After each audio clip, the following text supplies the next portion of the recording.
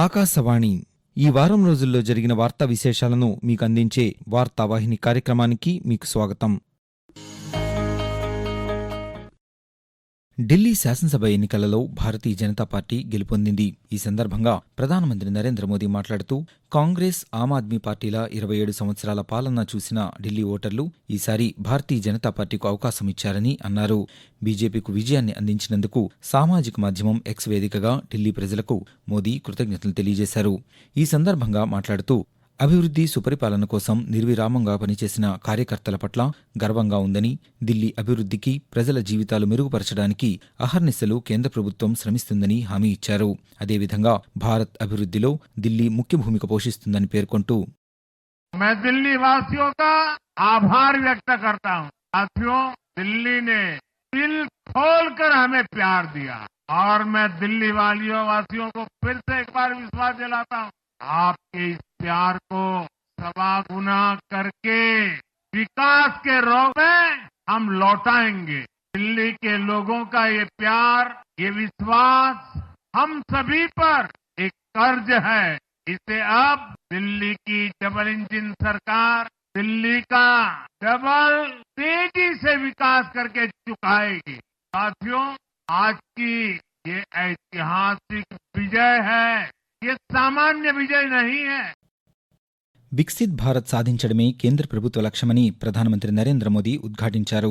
దేశంలో మధ్యతరగతి ప్రజల ఆకాంక్షలను ప్రభుత్వం నెరవేరుస్తుందని స్పష్టం చేశారు. రాష్ట్రపతి ప్రసంగానికి ధన్యవాదాలు తెలిపే తీర్మానంపై లోక్సభలో మంగళవారం జరిగిన చర్చ సందర్భంగా ప్రధానమంత్రి మాట్లాడుతూ, గత 10 ఏళ్లలో కేంద్ర ప్రభుత్వం 25 కోట్ల మంది ప్రజలను పేదరికం నుండి బయటకు తీసుకువచ్చిందని తెలిపారు. ఎన్డీఏ ప్రభుత్వ హయాంలో ప్రతి రూపాయిని ప్రజల కోసమే ఖర్చు చేస్తున్నామని అన్నారు. ప్రపంచ గేమింగ్ రాజధానిగా భారత్ రూపుదిద్దుకుంటోందని ప్రధానమంత్రి వివరిస్తూ, विकसित भारत के लिए फ्यूचर रेडी शहर वो भी बहुत जरूरी है। हमारा देश बहुत तेजी से अर्बनाइजेशन की ओर बढ़ रहा है। इंफ्रास्ट्रक्चर का विस्तार, अवसरों का प्रसार होता है।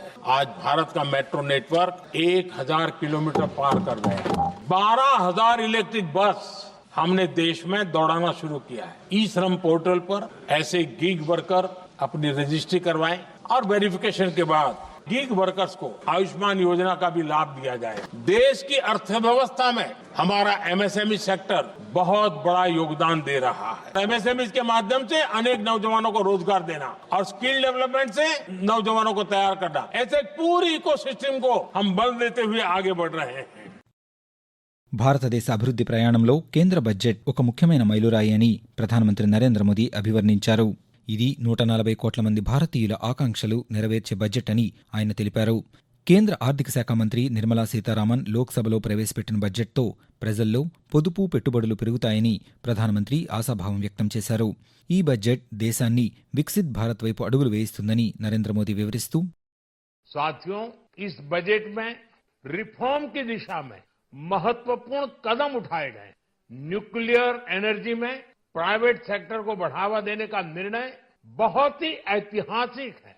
बजट में रोजगार के सभी क्षेत्रों को हर प्रकार से प्राथमिकता दी गई है। भारत में बड़े शिप्स के निर्माण को बढ़ावा मिलेगा। आत्मनिर्भर भारत अभियान को गति मिलेगी। देश में टूरिज्म के लिए बहुत संभावना है। वहां पर जो होटल्स बनाएंगे, उस होटल को पहली बार इंफ्रास्ट्रक्चर के दायरे में लाकर टूरिज्म पर बहुत बल दिया है. ఉత్తరప్రదేశ్లోని ప్రయాగ్రాజ్లో మహాకుంభమేళా వైభవంగా కొనసాగుతోంది. వసంత పంచమి సందర్భంగా సోమవారం తెల్లవారుజాము నుండే త్రివేణి సంగమంలో భక్తులు 3వ అమృత స్నానాలను ఆచరిస్తున్నారు. ప్రధానమంత్రి నరేంద్ర మోదీ బుధవారం మహాకుంభమేళాలో పవిత్ర స్నానం చేశారు. ఉత్తరప్రదేశ్ రాష్ట్ర ముఖ్యమంత్రి యోగి ఆదిత్యనాథ్తో కలిసి ప్రధానమంత్రి పడవలో అరైల్ ఘాట్ నుండి త్రివేణి సంగమానికి చేరుకున్నారు. గంగా, యమున, సరస్వతి నదులు కలిసే చోట పుణ్యస్నానం ఆచరించిన అనంతరం ప్రత్యేక పూజలు చేశారు. ఈ సందర్భంగా ప్రయాగ్రాజ్కు వచ్చిన భక్తులను నరేంద్ర మోదీ పలకరించారు. ప్రయాగ్రాజ్లోని మహాకుంభమేళాలో పాలు పంచుకున్నందుకు ఆనందంగా ఉందని సామాజిక మాధ్యమం ద్వారా ప్రధానమంత్రి పేర్కొన్నారు. భారత రైల్వేను ప్రపంచ స్థాయిలో అభివృద్ధి చేసేందుకు బడ్జెట్లో 2,52,200 కోట్ల రూపాయలను కేటాయించామని రైల్వే శాఖ మంత్రి అశ్వనీ వైష్ణవ్ తెలిపారు. ఢిల్లీలో సోమవారం నిర్వహించిన పత్రికా సమావేశంలో కేంద్ర మంత్రి మాట్లాడుతూ, రైల్వేలో భద్రతా ప్రమాణాలను పెంచేందుకు అధిక ప్రాధాన్యత ఇస్తున్నట్లు వివరిస్తూ, बिहार में रेलवे का नए प्रोजेक्ट्स में इन्वेस्टमेंट है 86,458 करोड़। अमृत स्टेशन 98, इसमें इन्वेस्टमेंट है 3,164 करोड़। अमृत, न्यू ट्रैक्स, डबलिंग, ट्रिपलिंग सब मिला के 90,000 करोड़ रुपए का रेलवे का इन्वेस्टमेंट। बिहार में 1,700 किलोमीटर में कवच लगाया जा रहा है। प्रधानमंत्री जी ने इस बजट में 100 अमृत भारत ट्रेन अप्रूव की है, तो बिहार में और भी कई नई अमृत भारत ट्रेनें चलेंगी। రాష్ట్రంలోని 73 రైల్వే స్టేషన్ల అభివృద్ధికి 9,417 కోట్ల రూపాయల నిధులను కేటాయించామని కేంద్ర రైల్వే శాఖ మంత్రి అశ్విని వైష్ణవ్ తెలిపారు. అదేవిధంగా మరిన్ని నమో భారత్, వందే భారత్ రైళ్లు కేటాయించినట్లు వెల్లడించారు. ఆధునిక సాంకేతికత సాయంతో రైల్వేల అభివృద్ధికి కృషి చేస్తున్నామని పేర్కొన్నారు. అనంతరం Vijayawada divisional railway manager Narendra Anandrao Patil పాత్రికేయులతో మాట్లాడుతూ రాష్ట్రంలో రైల్వే ప్రాజెక్టులపై ముఖ్యమంత్రి నారా చంద్రబాబు నాయుడును కలిసి చర్చించామని తెలిపారు. ప్రభుత్వ సహకారంతో ప్రాజెక్టుల పనులు వేగవంతం చేస్తున్నామని, వచ్చే 4 ఏళ్లలో రైల్వే లైన్ల అభివృద్ధికి ప్రణాళికలు రూపొందిస్తున్నట్లు చెప్పారు. రాష్ట్రానికి వందే భారత్ స్లీపర్ రైళ్లు కావాలని ప్రతిపాదనలు ఉన్నాయని ఆయన పేర్కొంటూ Direct rail line connectivity from Amravati to Hyderabad, Chennai, Bangalore, Mumbai and Kolkata. The construction of new line between Errupalam and Namburu via Amravati is covering 57 kilometers. We are planning to do it within the next 4 years. Minister himself told that a lot of Vande sleeper trains testing has been done. Then there was a demand for a train from Visakhapatnam to Tirupati via Vijayawada. These kind of proposals we have already sent. We are expecting that Ministry of Railways will consider these proposals. పరీక్షల సమయంలో విద్యార్థులలో ఒత్తిడి తొలగించడానికి ప్రధానమంత్రి నరేంద్ర మోదీ ప్రవేశపెట్టిన కార్యక్రమం పరీక్ష pay చర్చ 8వ సంచిక రేపు న్యూఢిల్లీలోని భారత మండపంలో జరగనుంది. త్వరలో పరీక్షలు రానున్న నేపథ్యంలో ఈ కార్యక్రమాన్ని సరికొత్తగా నిర్వహించాలని ప్రభుత్వం నిర్ణయించింది. విద్యార్థుల్లోని భయాన్ని తొలగించి వారిలో ఆత్మవిశ్వాసాన్ని నింపే ప్రయత్నం ప్రధానమంత్రి ఈ కార్యక్రమం ద్వారా చేస్తున్నారు. విద్యార్థులతో పాటు వారి తల్లిదండ్రులు, ఉపాధ్యాయులను మిళితం చేస్తూ పరీక్ష పే చర్చ నిర్వహిస్తున్నారు. ఇన్నాళ్లు ఈ కార్యక్రమంలో ప్రధానమంత్రి ఒక్కరే పాల్గొంటూ వచ్చారు. కానీ ఈసారి కొత్తగా నటీనటులు దీపికా పదుకునే, విక్రాంత్ మెస్సేతో పాటు ఆధ్యాత్మిక గురువు సద్గురు జగ్గీ వాసుదేవ్ తదితరులను పరీక్ష పే చర్చకు ఆహ్వానించారు. పరీక్ష పే చర్చ కోసం ఇప్పటివరకు దేశవ్యాప్తంగా 9.72 లక్షల మంది విద్యార్థులు, 1.01 లక్షల మంది టీచర్లు, 24,289 మంది తల్లిదండ్రులు రిజిస్టర్ అయినట్లు అధికారులు వెబ్సైట్లో పేర్కొన్నారు. Reserve bank of India policy repo రేట్ను 6.50% నుండి 6.25%కి తగ్గించినట్లు గవర్నర్ సంజయ్ మల్హోత్రా తెలిపారు. ముంబైలో జరిగిన ద్రవ్య పరపతి కమిటీ సమావేశం అనంతరం శుక్రవారం ఈ విషయాన్ని ప్రకటిస్తూ రెపో రేటు 5 సంవత్సరాల తర్వాత 25 బేసిక్ పాయింట్లు తగ్గించినట్లు పేర్కొన్నారు. ద్రవ్యోల్బణం తగ్గుముఖం పట్టిందని, 2025-26లో క్రమంగా లక్ష్యానికి అనుగుణంగా పెరుగుతుందని అంచనా వేస్తున్నట్లు ఆయన వెల్లడించారు. ప్రస్తుత సంవత్సరానికి వాస్తవ జీడీపీ వృద్ధి 6.4%గా అంచనా వేయబడిందని, రాబోయే సంవత్సరంలో ఆర్థిక కార్యకలాపాలు మెరుగుపడతాయని ఆయన వివరించారు. One family, one AI professional, one ఎంటర్ప్రెన్యూర్గా రాష్ట్రాన్ని తీర్చిదిద్దడమే లక్ష్యమని ముఖ్యమంత్రి నారా చంద్రబాబు నాయుడు అన్నారు. నీతి ఆయోగ్ వైస్ చైర్మన్ సుమన్ బేరీ శుక్రవారం రాష్ట్ర సచివాలయానికి వచ్చిన సందర్భంగా ముఖ్యమంత్రి రాష్ట్రంలో ఉన్న అవకాశాలను, అభివృద్ధి ఆకాంక్షలను ఆయనకు తెలియజేశారు. ఇదే లక్ష్యంగా స్వర్ణాంధ్ర 2047 విజన్ డాక్యుమెంట్ రూపొందించామని, దీనికి కేంద్ర ప్రభుత్వం సాయం అవసరమని ముఖ్యమంత్రి వివరించారు. కాగా కేంద్రానికి, రాష్ట్రానికి ఇది అనుకూల సమయమని, అభివృద్ధి అవకాశాలు మెండుగా ఉన్నాయని, ఇందులో నీతి ఆయోగ్ భాగస్వామ్యం కూడా తప్పక ఉంటుందని సుమన్ బేరీ తెలియజేశారు. జాతీయ రహదారులపై ప్రయాణించే వాహనదారులందరికీ ఒకే రకమైన టోల్ విధానం అమలయ్యేలా ఏకరీతి టోల్ విధానంపై కసరత్తు చేస్తున్నామని కేంద్ర రహదారుల శాఖ మంత్రి నితిన్ గడ్కరీ పేర్కొన్నారు. ఢిల్లీలో సోమవారం ఒక వార్తా సంస్థకు ఇచ్చిన ఇంటర్వ్యూలో ఆయన మాట్లాడుతూ సామాజిక మాధ్యమాలలో రోడ్లపై వచ్చే ఫిర్యాదులను తీవ్రంగా పరిగణిస్తామని, సంబంధిత గుత్తేదారులపై కఠిన చర్యలు తీసుకుంటామని హెచ్చరించారు. 2020-21లో సగటున రోజుకు 37 కిలోమీటర్ల మేర రహదారుల నిర్మాణం జరిగిందని, ప్రస్తుత ఆర్థిక సంవత్సరంలో ఇప్పటివరకు 7,000 కిలోమీటర్ల మేర రహదారుల నిర్మాణం జరిగిందని ఆయన వెల్లడించారు. ఉత్తరప్రదేశ్లోని నోయిడాలో నిర్మాణంలో ఉన్న జేవార్ అంతర్జాతీయ విమానాశ్రయం నుండి వచ్చే ఏప్రిల్ నెలలో సాధారణ విమాన సర్వీసులు ప్రారంభమవుతాయని కేంద్ర పౌర విమానయాన శాఖ మంత్రి కింజరాపు రామ్మోహన్ నాయుడు తెలిపారు.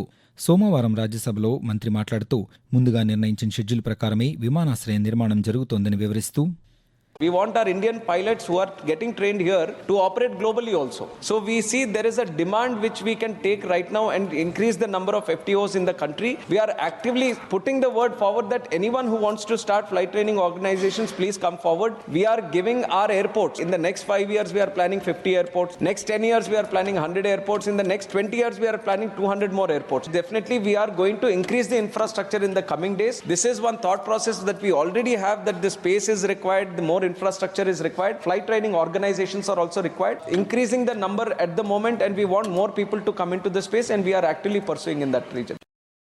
విశాఖపట్నం కేంద్రంగా దక్షిణ కోస్తా రైల్వే జోన్ ఏర్పాటు చేస్తూ కేంద్ర రైల్వే శాఖ బుధవారం ఉత్తర్వులు జారీ చేసింది.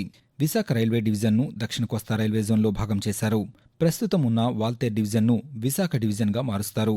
విశాఖ డివిజన్తో పాటు రాష్ట్రంలో ఉన్న విజయవాడ, గుంటూరు, గుంతకల్లు డివిజన్లు దక్షిణ కోస్తా జోన్లో ఉండనున్నాయని అధికార వర్గాలు తెలిపాయి. విశాఖ రైల్వే డివిజన్లో పలాస నుండి విశాఖపట్నం దువ్వాడ, కూలేరు నుండి విజయనగరం, నౌపాడు జంక్షన్ వరకు, సింహాచలం నార్త్ నుండి దువ్వాడ బైపాస్ వరకు, వడ్లపూడి నుండి దువ్వాడ, విశాఖపట్నం స్టీల్ ప్లాంట్ వరకు రైల్వే ట్రాక్ మొత్తం విశాఖ రైల్వే డివిజన్లోకి వస్తుందని అధికార వర్గాలు పేర్కొన్నాయి. అరసవెల్లి శ్రీ సూర్యనారాయణ స్వామి ఆలయంలో రథసప్తమి వేడుకలను నిర్వహించేందుకు అన్ని ఏర్పాట్లు చేశామని కేంద్ర పౌర విమానయాన శాఖ మంత్రి కింజరాపు రామ్మోహన్ నాయుడు తెలిపారు. శ్రీకాకుళంలో రథసప్తమి వేడుకలు ఆదివారం ప్రారంభమయ్యాయి. ప్రారంభోత్సవంలో భాగంగా ఏర్పాటు చేసిన సూర్య నమస్కారాల కార్యక్రమంలో ఆయన పాల్గొన్నారు. రథసప్తమిని రాష్ట్ర పండుగగా నిర్వహించేందుకు ప్రభుత్వం అన్ని ఏర్పాట్లు చేసిందని కేంద్ర మంత్రి వివరిస్తూ, శ్రీకాకుళం జిల్లా అరసవెల్లిలో వెలిసినటువంటి సూర్యనారాయణ భగవాన్ స్వామి వారి తాలూకా రథసప్తమి ఉత్సవాల కార్యక్రమం రాష్ట్ర పండుగగా నిర్ణయించిన తర్వాత చాలా గ్రాండ్ గా 3 రోజుల కార్యక్రమం నిర్వహిస్తున్నాం. సూర్య నమస్కారాల ప్రోగ్రామ్ తో సుమారు 4,000 మందితో ఈ యొక్క కార్యక్రమాన్ని కూడా ప్రారంభించడం జరిగింది. ఎప్పుడు జరగని విధంగా ఈ యొక్క ఉత్సవాలు జరపాలనేది ఇప్పుడు ఉన్నటువంటి ప్రభుత్వం తాలూకా కోరిక. మంచి ప్రోగ్రామ్స్ తో, కల్చరల్ యాక్టివిటీతో, స్పిరిచువల్ ప్రోగ్రామ్స్ తో 3 రోజులు కూడా ఈ రథసప్తమి ఉత్సవాలు జిల్లాలోనే కాదు రాష్ట్రంలోనే ఎన్నడూ జరగని విధంగా చేయాలన్నటువంటి ఆలోచనతో చాలా చక్కగా ప్లాన్ చేసుకుని చేశాం. మహిళల అండర్-19 టీ20 క్రికెట్ ప్రపంచ కప్ 2025 విజేతగా భారత్ నిలిచింది. కౌలాలంపూర్ వేదికగా జరిగిన ఫైనల్లో దక్షిణాఫ్రికాను 9 వికెట్ల తేడాతో ఓడించిన భారత జట్టు వరుసగా రెండవసారి అండర్-19 ప్రపంచ కప్ టైటిల్ను అందుకుంది. తొలుత బ్యాటింగ్ చేసిన సౌత్ ఆఫ్రికా నిర్ణీత 20 ఓవర్లలో 82 పరుగులు చేసింది. అనంతరం బ్యాటింగ్ చేసిన భారత జట్టు లక్ష్యాన్ని 1 వికెట్ కోల్పోయి 11.2 ఓవర్లలో చేరుకుంది. ఉత్తరాఖండ్లో జరుగుతున్న జాతీయ క్రీడలలో రాష్ట్ర క్రీడాకారులు మంగళవారం 2 కాంస్యాలు గెలుచుకున్నారు. మహిళల కనోయ్ స్లాలాం C1లో దొడ్డి చేతన భగవతి 3వ స్థానంలో నిలవగా, బ్యాడ్మింటన్ పురుషుల డబుల్స్లో కర్రీ సాయి పవన్, షేక్ గౌస్ జోడీ కూడా కాంస్యం సాధించింది. అదేవిధంగా బుధవారం జరిగిన కాంపౌండ్ సింగిల్ ఈవెంట్లో నెల్లూరుకు చెందిన టి గణేష్ మణిరత్నం కాంస్య పతకం సాధించారు. జాతీయ క్రీడలలో అత్యుత్తమ ప్రదర్శన కనబరిచిన క్రీడాకారులను ముఖ్యమంత్రి నారా చంద్రబాబు నాయుడు, రాష్ట్ర మంత్రి నారా లోకేష్ అభినందించారు. యువత అన్ని విధాలా అభివృద్ధి వైపు అడుగులు వేసేందుకు కేంద్ర ప్రభుత్వం చేయూతనిస్తుందని యువజన క్రీడాశాఖ మంత్రి మన్సుఖ్ మాండవీయ అన్నారు. గుజరాత్లోని క్రీడల మంత్రిత్వ శాఖ ఆధ్వర్యంలో ఈ నెల 7వ తేదీ నుండి 11వ తేదీ వరకు నిర్వహించే సదస్సును మంత్రి శనివారం లాంఛనంగా ప్రారంభించారు. ఈ సందర్భంగా మంత్రి మాట్లాడుతూ, యువత సంప్రదాయ, వాణిజ్య, పరస్పర సహాయ సహకారాలను పెంపొందించే దిశగా ఈ సదస్సు ఉంటుందన్నారు. అంతేకాకుండా యువత తమ నైపుణ్యతను సైతం ప్రదర్శించేందుకు ఈ సదస్సు ఒక వేదిక కానుందని వ్యాఖ్యానించారు. ఈ సదస్సులో కేంద్ర ప్రభుత్వం యువత కోసం వినియోగిస్తున్న సాంకేతికతను ప్రదర్శిస్తుందని మంత్రి తెలియజేశారు.